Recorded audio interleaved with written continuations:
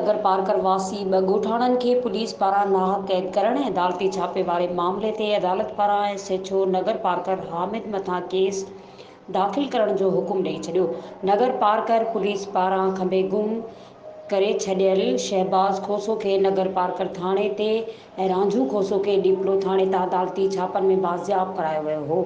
ॻोठाणन जी नाहक कैद रखण ख़िलाफ़ संदसि वारसनि अदालत खे दरख़्वास्त बाद छापा हणी खेनि बाज़ियाब करायो वियो हो।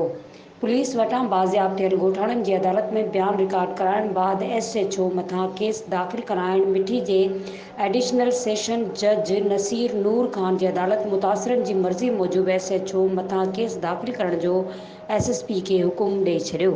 मज़ीद खबरों और तफसीलात के लिए विजिट करें हमारी वेबसाइट www.awamiNewsHD.com।